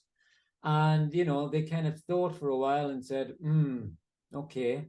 Well, look, how about we give you a page on our website where you could show your things off? And they went, yeah, fine. Just let us keep buying your stuff. And then that led to, you know, a lot of interest in the idea of hacking furniture. IKEA have now brought out the first range of hackable furniture. So, you know, they realized just in time what they were about to do. And, you know, if you contrast that with, say, I don't know, the reaction of the record industry when it first heard that 13-year-olds were downloading music, you know, it tried to prosecute the hell out of them. And that was a dumb thing to do. And, you know, eventually people realize that they're just going to be painted as the villains. So it's not going to help them long term. Far better to work with people. And, you know, I've heard Mark Kermode talk about this in the film industry that says, you know, if people want to stream a film, they can do it legally or illegally. Why not make it possible and easy for them to do it legally? And that's, of course, what Netflix have done. Right. Absolutely. So that's okay. That's interesting. So the threat, and this is what the corporate world does so well, isn't it? That it takes things that are deemed to be a threat to it, or that are deemed to be countercultural, and then it just does a big yawn and a stretch and just goes, we'll have you as well. And, you know, so like the guy, what's he called, Kopernik, the guy who took the knee to take his principled stand, was then, like, you know, a Nike advert, you know, talking about, you know, how to stand up for your principles or whatever, and just like everything endlessly gets swallowed up by it. So I see. So maybe the corporate world, rather than fighting it, will find ways to creatively. Well, I think what was interesting was that last summer? Yeah, I did a conference of the Institute of Internal Communications people, not my normal audience, but I was describing in the book this phenomenal rise in social movements and the way in which the corporations, the smarter ones, were trying to learn from those social movements, as Nike did, you know, and they've given, you know, hundreds of millions of dollars to Black Lives Matter. Now, some people will say that's just a cynical ploy, whereas, you know, Yvonne Chouinard and Patagonia, it's been hard to tell where they've stopped being a business and started being a social activism project. So no one doubts Chouinard's motives, but I do think that the level of interest that they disregarded pretty much everything that I spoke about, but they want to know more about that. How can we become more like a social movement? And so I do think we are starting to see some of the smarter organizations are starting to say, right, how can we learn from these people? How can we bring them in so that we can start to work with them? Because trying to outlaw them doesn't work. It inevitably backfires on you. Yes, yeah, absolutely. And so let's start thinking then, if we may, to wrap this up, and then I'll ask you about a few quick fire questions, the rethinking education section. Thinking about how this might manifest in the world of education, and this you could interpret this question in as many different ways as you like. What this could look like in terms of home education, for unschoolers, for alternative schools to set up and do things in innovative ways, for things that classroom teachers or teaching assistants or parents can do, whatever it might be. But so you end the book with a bit of a survey of where this is happening within the field of education. And so what do you see as being the most promising avenues that have been explored so far, or that potentially have yet to be explored in terms of applying these ideas within education? Well, let's start close to home, because one of my favorite, well, it's a multi-academy trust now, but the XP schools that are based around Doncaster, because I think they are the canary in the coal mine, which we're seeing. I mentioned this briefly earlier, that a lot of these tech entrepreneurs are bringing a startup mentality to school, and it's, some people find it incredibly liberating, others find it, a threat. But if you talk to Gwyn Apari, who's the CEO of XP, he has essentially said to his educators, you can organize this whichever way you want. If we want to do things, give our kids treats, if we want to find, trips and expeditions that they can go on, then we'll have to save some money elsewhere. It's up down to you guys how you use the budget. When we ask schools and colleges to carry out our cultural audit, quite often the area that comes out lowest in terms of the culture of the school is autonomy. And that's not that surprising, I guess. People think we can't make decisions, the government won't let us. I think some of it, frankly, is the Stockholm syndrome. They just have had years where they couldn't, and now they don't know what to do with that kind of freedom. But it takes those kind of, Christopher Pommering of Learn Life in Germany is another example. We're starting to see them now around the world, people who have built successful tech knowledge-based companies who are now applying that startup culture to schools. And I personally find it really exciting, because they're breaking down the model. They're saying, why has it got to be so hierarchical? Why do you have to have all of these stages of management?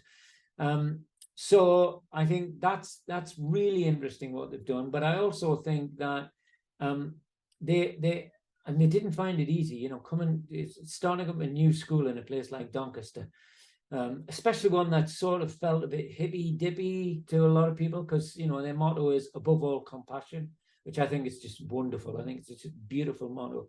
And, like every time I go there, I end up in tears. It's just such a moving, powerful space. Yeah, I've been myself, and I spoke on a recent episode. I've had Andy Sprakes on the podcast before. Oh, great! And I also recently went and visited, and then I did a podcast discussing that, and we talked about how it really does move you to tears, that place. There's something about it that just gets you in the gut, which is interesting in itself, because schooling is usually such a sort of the cerebral thing, isn't it? You sort of thinking about learning and cognition and just like, how do you measure what a school is? You look at the exam results and what have you, and there's something about that just plugs straight into your heart. It's phenomenal what they're doing. I think some of that is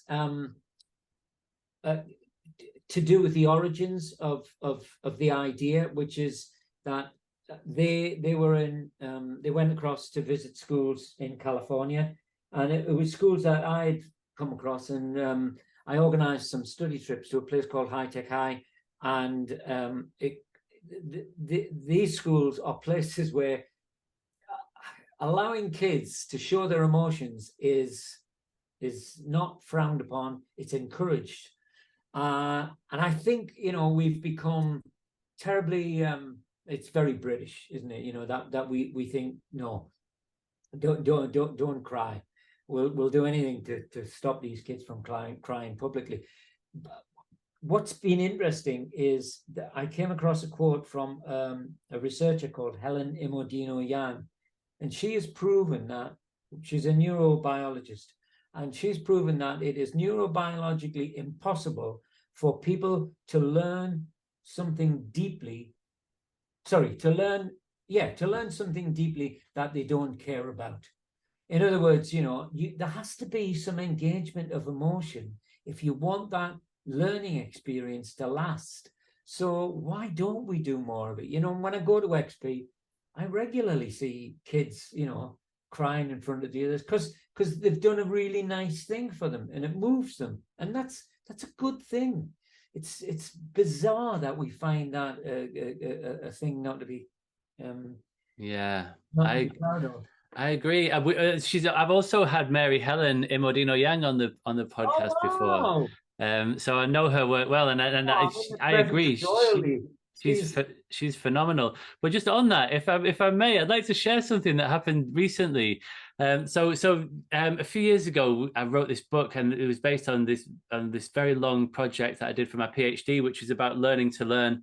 And there's lots of overlap with the kinds of things that happen at XP School and other schools like it, where we were doing lots of project-based learning, lots of sitting around in circles and talking about our feelings, for example. And anyway, so we wrote a book about it, and it came out in 2018 or something. And by then, the culture had shifted completely in England, certainly, where things are not pointing in the direction of self-regulation and self-directed learning. It's very much about sort of austere approaches to behavior management and direct instruction from the front of the room and the knowledge-rich curriculum and stuff. And it's just moved in a very different direction. And so there's not very much happening in this country around the areas of sort of learning skills and learning to learn and self-regulated learning and what have you currently. I think it's going to come back. It's just a matter of time. So since then, we've been working with schools mainly internationally because there's not much doing in this country. We've worked with some schools in this country, SEMH schools mainly. That's social and emotional and mental health issues for those people who don't like it, an acronym. And so we've been working with this one school in South Africa. And they only got in touch with us this year, in about March this year. The head teacher reached out and was like, he was describing a very, very challenging situation. The school was, facing lots of financial issues, social issues, gangs and drugs and what have you, much more so than we would experience in this country for the most part. And we didn't really think it was probably going to happen because we just thought it was just too much of a challenging environment to do this kind of change. But they went for it in a big way. And so we worked with that school very intensively for about 3 months. And then they launched this learning skills curriculum in July. And then it was the summer holidays and we didn't really hear from them for a while. And then we caught up with them last month. And it was absolutely phenomenal. And the teachers, these learning skills teachers, basically sort of took it in turns to pass this laptop around the room, and they each just sort of talked about what a difference this thing had made to them and to their kids. And there was one guy in particular who said, well, there was a few of them who they were talking about the outpouring of emotion from the students. This one guy, they'd done the gingerbread activity where you have a gingerbread person and they'd identified a bunch of different emotions: happy, sad, angry, frustrated, confused, whatever. And they allocated each of them a different color, and then they had to draw on the gingerbread man where on their bodies do these emotions manifest, and these kids just started talking about their feelings through this, and he said they were all crying. There was like 36 kids who were all in floods of tears, and then we spoke to the school counselor next, who was saying that young people who were not really willing to disclose things privately in a one-to-one session with the school counselor were disclosing things within the context of these learning skills lessons because they saw it as a safe space, that the teachers, but also really the young people themselves, had made it a safe space for them to talk about their feelings. And it wasn't just about the emotional side of things. They were also simultaneously saying that these kids who had never done any work before, who were always had their barriers up when they were at school, all of a sudden they were handing in 5-page assignments, and they were just taking pride in their work. And what was astonishing was that this had happened in such a short space of time. It was within the space of 2 weeks they could see this. But I was really, for me, with like watching it and taking part in this conversation. But since I've shared this video, it's online now. I've shared it with some people.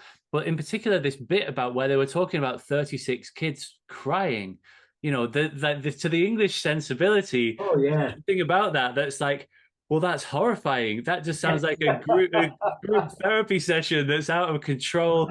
And probably with real, sort of safeguarding concerns from some quarters, saying like, is that teacher really qualified to be able to hold that space where you've got all of these people being very vulnerable all of a sudden?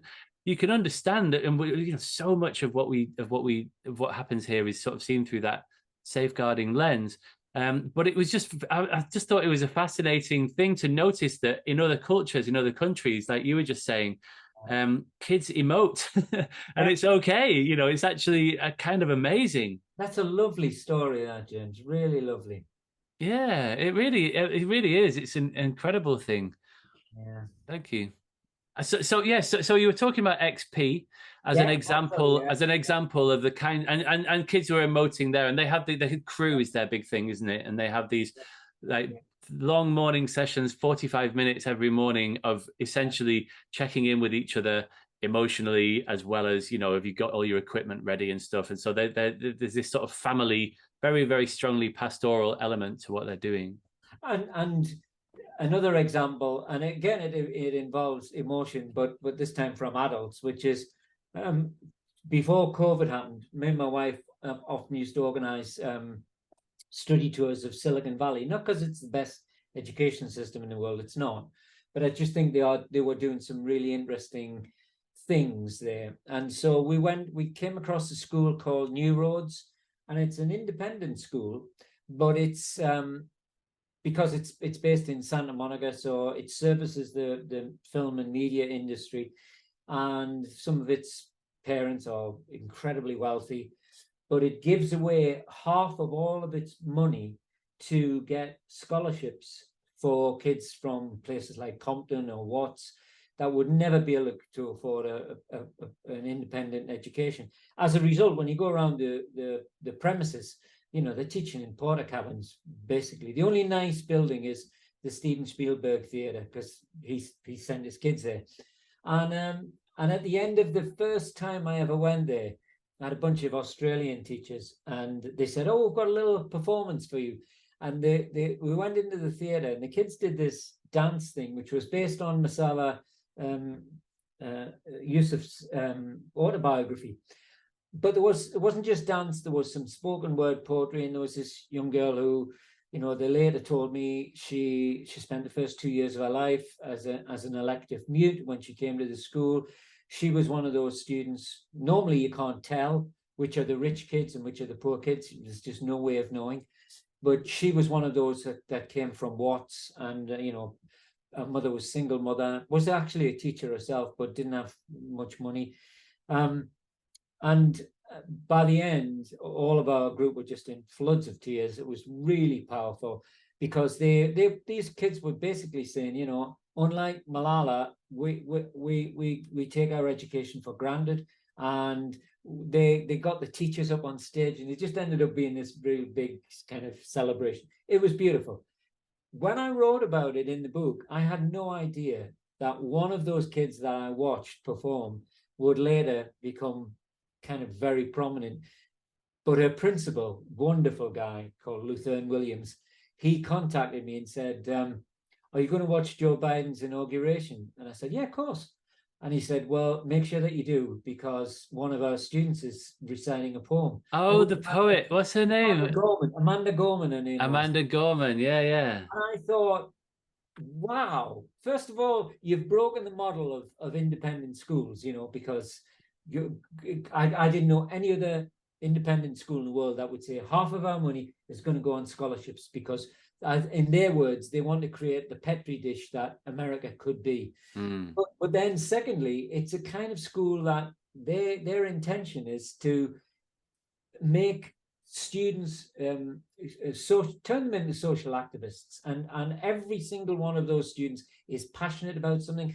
They use that experience at school to discover who they are and who they want to be, and it is a wonderful environment. And so when I saw her recite that poem, The Hill We Climb, I just thought, and she went to Harvard, it's not an either or, it just drives me nuts that schools kind of listen to those stories that I tell them, and then they go, yeah, well, I bet their exam results are crap. And I go, no, you're not forsaking good academic outcomes because you want to create this really lovely, warm environment. The two go together. And the examples that I used throughout the book in terms of the school examples, they're all phenomenal cultures, caring places, which also happen to be getting great exam results. It's just that's not their number one priority. Their number one priority is to create, as Andy Sprakes, I think, is often said, people who are citizens of the world, and that's what they're trying to do. The exam results are just an added bonus, really. Yeah, right. Yes. Yeah. Thank you. And so let's get into these final three questions. Then we'll do this as a whip round. What's it called? Speed round. What's it called? Whiplash. Whiplash. Try not to give you whiplash. Right. So the three questions. Quick fire. Okay. Quick fire round. There we go. So positives. You talked about this just now, really, but like let's see one more. So this is positives, challenges, and solutions, and maybe looking at this through a lens of user innovation. Right. If we're thinking about how do we unleash user innovation within education. So first of all, positives. What are we getting right currently? You'd have to define we, James. Do you mean in the UK? Oh, right. Okay. So I'm going to fudge that and just say however you want to interpret it. So what do you see within the education system that you think is really good with regard to user innovation? Oh gosh, it's really hard to answer that without appearing to be negative. What I see is teachers who have been stretched beyond the limits of what you should ask anybody to do, who still keep showing up every morning. And I think that has been, exploited for too many years now. And we really need to make sure, well, pay them properly and reduce the workload. Those schools that have done that, and I did mention the kind of tech startup schools as being examples, those that really thought, we've got to give these people time. That we want them to be thinkers as well as deliverers of curriculum. They've shown that it can be done, but that needs more autonomy, and schools need to grasp that autonomy. Sorry, that's a very long answer. No, it's fine. And actually that links back. It's always the way with this quickfire thing that it never ends up very quickfire. This links back to something that you mentioned in the book, just to expand this a little further, where you were talking about Deci and Ryan and their self-determination theory, about competence, relatedness, and autonomy, these three conditions that need to be met in order for people to thrive. And in that section of the book, you say we should, in some sense, we should file this under no shit, Sherlock, right? If you give people a little bit of ownership over what they're doing, you help them feel good about it, and you help them to connect with other people. Why are we having to have this conversation? Like, this should be obvious. But then you go on to say, and yet it's a stunning fact that more organizations have not yet learned this lesson and organizing their ways of working in a way that takes account of these insights into how to intrinsically motivate people, essentially. And it's essentially because they don't trust their own people. They don't trust that if they give them that autonomy, they won't screw up, and that filters down. Schools like XP, they work because they give their kids a huge amount of responsibility because they know they'll rise to the task. But there are several schools, I won't mention any of their names, where they just don't do that because essentially I think they think basically the kids are going to screw up, and failure is not an option in those kind of schools. Yeah, yeah. I think that there is a culture of that, and that lack of trust. The last person that I had on the podcast was Sophie Christophe, and she talked about the use of overwork as a control mechanism, right? That if you just sort of pile lots and lots of work onto people, then they're not going to cause too many problems, you know. I hadn't thought about that. Yeah, that is Which really... is slightly more of a conspiratorial take on it, but you know, I think that the evidence is there that overwork is endemic. You know, why is that? Is it in some people's interests to you know, who benefits from teachers being overworked? It's not teachers, not their kids, it's not, you know, their work-life balance or their kid, you know, the teachers' families, but somebody's benefiting from that, or else it wouldn't be happening. So let's just leave that as a little conspiratorial, open-ended question. All right. So the next one, you were saying that that first question, you were finding it hard not to dip into criticism. So now let's look at the challenges. What are the major challenges that we face if we're thinking about how can we unleash this latent potential, this cognitive surplus that exists within the teaching profession, within the student body, potentially among the parent and carer community as well? What are the major challenges that we face in unleashing this potential, would you say? For me, the number one obstacle is standardized testing. If we could rid ourselves of our obsession with national standardized testing, then I think everything else would change, because it all kind of works toward it. Curriculum works toward it. The pedagogy works toward it. If there wasn't this specter of, you know, terminal exams where you're going to compare one kid against another, and we could find another way to do it, and that's why I'm an advisor to the Mastery Transcript Consortium based in America, but it's a global thing now, which is now starting to say there's another way to recognize what kids are good at, what a student, the talents that they possess. But it's been a real struggle for them, and politically it holds such sway because of PISA and all of those. You know, we all want to see, how do we benchmark against other countries? How do we benchmark against other schools? How do we benchmark against other teachers? And it just clogs up any sense of innovation. So if we could just get rid of that obsession that we have with nationalized, standardized testing, then I think everything else would change. But I don't know when that's going to happen. Well, it's a really difficult problem, that, because I think that lots of people would agree that that's the case. Certainly, young people complain about the pressure of exams. Not very many people are a fan of it, but people often describe it as the least bad thing, the least bad way to assess kids. That coursework, for example, or portfolios of evidence, it's very easy for wealthy parents to game the system by getting their kid private tuition to help them to make an amazing portfolio or to help them over the line with their coursework or whatever. And so people often say that they agree that exams are problematic, and that they sort of distort everything that happens, don't they? Like, you know, everybody's sort of in hypnotized by this tractor beam. From about age 4, kids learn about the GCSE, this thing through which all people must pass and be judged accordingly. But figuring out an alternative is no picnic, it seems. No, it's not. But one of the things that drew me towards the Mastery Transcript was that, you know, it was using the technology to provide a much richer picture, and it was one of the few examples. Now, I'm not saying it's the answer. There's lots of other experiments now starting to take place around the world, but it was one of the few examples that had said, you know, the way employers keep saying leadership skills are really important, and collaboration skills, and being able to work in a team, and being able to take constructive and negative criticism and not fall apart.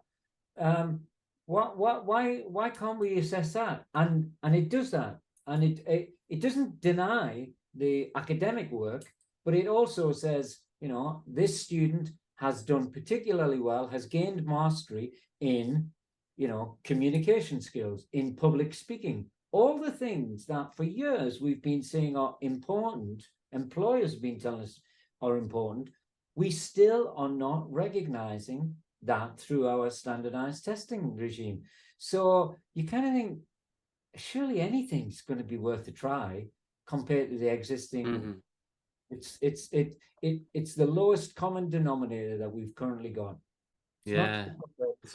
And for what it's worth, one final question. Go on. From me, anyway, to you, which is, since you, I presume you've got a degree, but since you completed your university education, has anyone ever asked you to show your degree? So you have to show it when you go for a job. So I'm trying to remember. I work for myself now, but when you go for to become a teacher trained, to train as a teacher, you have to show it at your interview. I guess it's the gateway to that. But employers don't. At the Liverpool Institute, I appointed hundreds of people, and we asked for people who had a degree. But we actually never said that, and you must bring it along because we want to check. All right.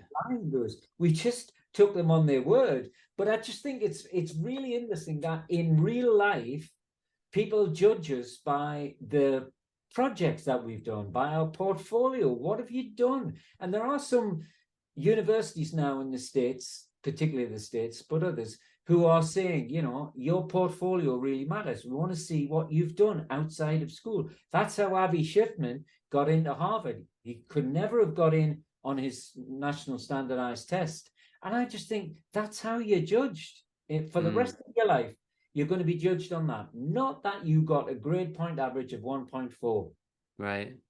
Yeah. And another former guest on the podcast was a guy called Peter Gray, who wrote a book called Freedom to Learn, and he's sort of really interested in like democratic schooling and the Sudbury Valley model of schooling, which is sort of like the American counterpart to Summerhill. And we've plowed that furrow many times on this podcast, and lots of people assume that if you go to a school where there's no standardized testing, like, how are you going to get into college? How are you going to get a job? And all of the research that has been done on alumni of those institutions find that they do get a job and they do get into college. And as you say, it's on the strength of the projects that they've done and the things that they can talk about as passion projects.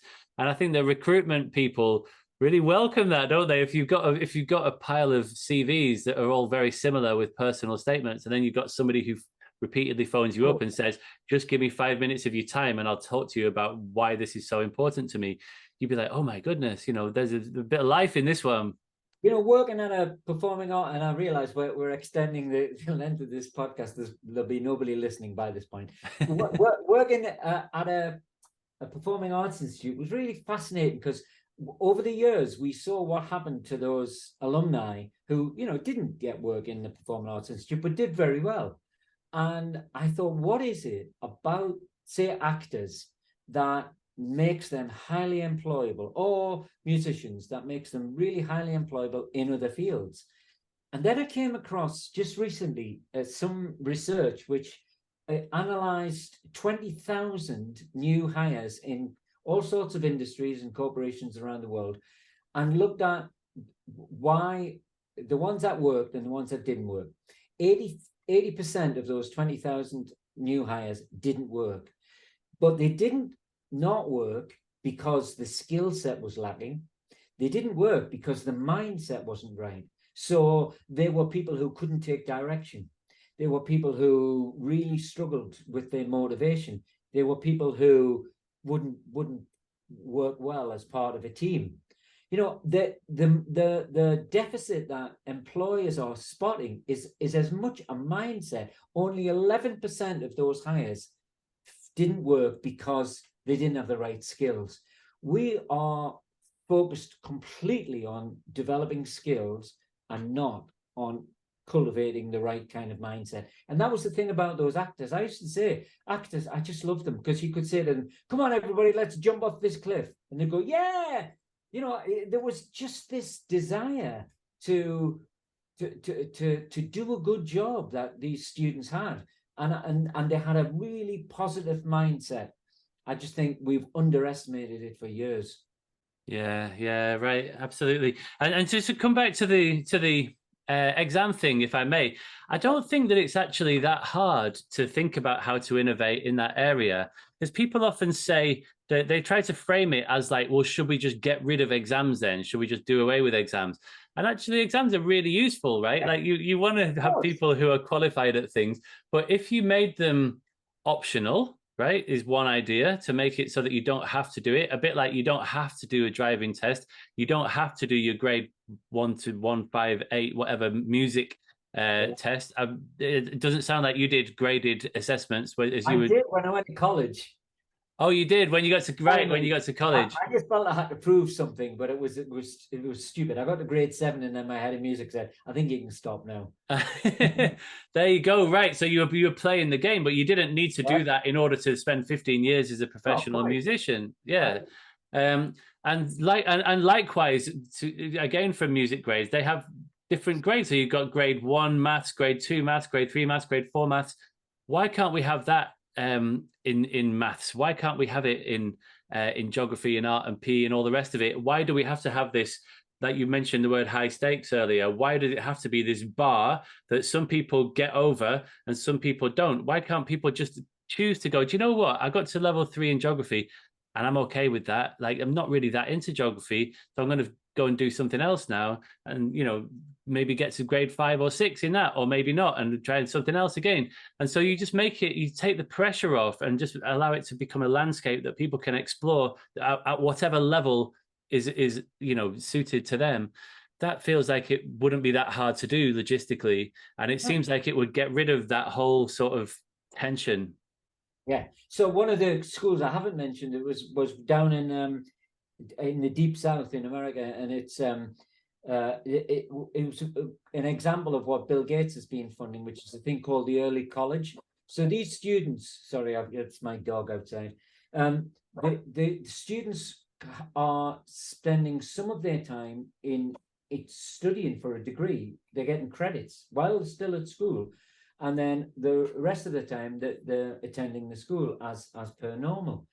And they operate on a mastery system, which is, you tell us when you think you've acquired this. And what I've found fascinating about them is the highest level of mastery you can have is when you can teach somebody else that thing. So whatever that piece of skill or knowledge is, that you can gain the highest level when you've done that. But it's a case of you take those stages of mastery up until the point when it suits you, just as you've described, and you can stop at any given point. But that we just don't get that concept of mastery, and yet it is how the rest of the world, the rest of our lives operate upon. You know, once you've done something, doesn't mean that you all have to be the same age. You know, we're obsessed with this idea of year of manufacture. Why couldn't you just do assessment when you feel like you're ready for it? Music to my ears. And so I think you'll agree we're nailing this quick fire round.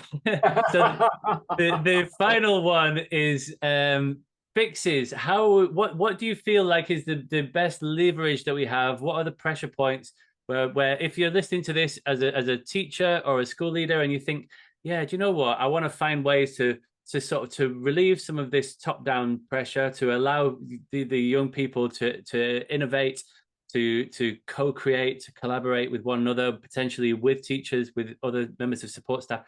What do you think we need to do next in terms of fixing this situation to unleash user innovation in education? I think we need more courageous leadership within schools. I understand that, you know, head teachers, it's a thankless job these days, and they've been battered from pillar to post for the last 10 years. But that's still no excuse. We've got to recognize that they do have more autonomy than they think they have, but they have to be more courageous. I think we have to get. I once asked Pazzi Salberg, a guy who wrote Finished Lessons, what made the English system so kind of entrenched in its ways, and he said, your problem is that you still keep arguing about the purpose of education. He said in Finland we all agreed on that years ago. So we say to people, let's not up for debate now. Let's get on with how we do this. And he said, so you're kind of fixated upon structures and funding and all of those kind of things, whereas he said in Finland we talk about pedagogy. So I think there's a sense in which, I know Jim Knight talks about this a lot, there are aspects of regulatory provision now which governments assume responsibility for, which they don't need to. We could give that to the chartered college or some other body. We could put teachers more in control of their own destiny. I don't know when we're going to get a government that's got the guts to do that, because education ministers want to make a name for themselves. They want to have more power, not less. But that's really holding everybody back, because we do have this culture of compliance. So it's all of that. But I kind of think when I look at, and I gave a talk recently in Italy about this, and I just said at some point we will have to change, because our students will just walk with their feet, and we're seeing that right now. I think someone said there's close to 1 million kids who've not come back after COVID. Well, but they're probably never going to come back, and that number might only grow unless we start thinking of some more radical solutions. One of the things I featured in the book was KDHA, which is in Dubai, which is their kind of Ofsted, but they've created a model whereby a student can sign up at up to 4 different schools. If they think the arts provision is really good in that school, they can just do arts there. Similarly, if it's maths or sciences, but they can also, if they were good at athletics or a gifted musician, they can say, I need time to do this and I want to be accredited on that. So I think that's an attempt to say the system doesn't work. We've got to allow kids now to hack their own education a lot more. And I think we'll either do that with kids, or they'll take the ball home and walk away. And so it's like as you were talking about towards the end of the book, you were sort of surveying all of these different, and not just in education, but these other organizations, the Liga Foundation, is it in Cambodia and Patagonia, like you're saying, all of these other organizations. And it really made me think of that quote, was it by William Gibson, the idea that the future is already here, it's just not evenly distributed. And so there are models that we can incorporate and scale up. If you feel like you're overworked and stressed out, maybe you're not in the right place to do this at this point in time, but if you do feel like you're able to take something on, there's lots of brilliant examples of innovative practice within your book. I'm so glad that you mentioned that, James, because for years I would give talks or run workshops, and I knew when I was in Australia, it was always the Brit who'd moved out there, but I knew that someone would come up to me and say, it's really interesting what you're talking about, and these schools sound fantastic, but what advice would you give for somebody who's working in a culture that just does not encourage that level of innovation? And for years I used to make mealy-mouthed statements about, well, maybe you can get together with other colleagues and find a little safe space that you can start to take little risks and prove, document the process. And now I just say to them, go, just find another school, because life's too short. You're not going to change that culture on your own. You're too low down in the pecking order. Find another school, because you're right. There are plenty of them out there. Yes, there you go. So the future is already here. What does the future hold for you? Is there a difficult third album on the horizon? Don't ask that question. But yeah, I'm contractually required to do another book. I mean, to be perfectly blunt, I don't know if I will. My health's not been brilliant this last couple of years, but I also kind of think, because the publisher said, why don't you write a book about education and the choices that parents have got? And this part of me thinks, look, so many people have had a go at this. Valerie Hannon, Ken Robinson, and not a lot's changed. So what difference would me provide? So I don't know if there's another kind of societal bubbling under trend that I start to see emerge. Maybe I'll be excited enough about that to do it. But it should be getting quicker, because this will be my third time. Although the last two took 3 years each. Maybe I can get it down to 2 years. I don't know. Yeah, right. Well, I know I'm really bad at predicting how long it'll take. The last book, I thought it was going to be a 6-month project to turn my PhD into something that was more readable, and it took 3 years. It nearly broke me. And I'm currently thinking this book that I'm currently working on, I'm thinking, oh, it'll be done by Christmas, but actually it's like near the end of November. And so these things take a little bit longer than you often expect, don't they? Absolutely. But yeah, man, I've got some thoughts. Maybe we'll have a chat offline sometime, but I've got some thoughts of, like, I can see undercurrents happening. There's some really interesting things happening at the moment in education, and I just, like, alongside the education system, outside the education system, in like the homeschooling movement and unschooling, and people setting up their own little pop-up schools here and there that run along different principles that are sort of democratic and self-organizing and financially viable. So there are one or two, like Place in Bedfordshire. There's a number of these little radical models that are springing up, and I think you're right, they're really interesting. I'll just get you to write it, and then I'll take your name off the cover. Yeah. All right, that's a deal. Well, thank you, David, very much for sharing your time and thoughts with me very generously this afternoon. It's lovely to meet you and to get to know you a little bit. Yeah, is there anything that you'd like to leave as a parting comment, or is there? I think I've rambled on enough. Okay, well, thank you for that. I'll stick a link to your website in the show notes if anybody wants to get hold of you following this. Thank you very much. Thank you. Time is a measure of change. We don't have much time. Time is a measure of change. We don't have much time. Time is a measure of change. We don't have much time. Time is a measure of change. And if we don't try,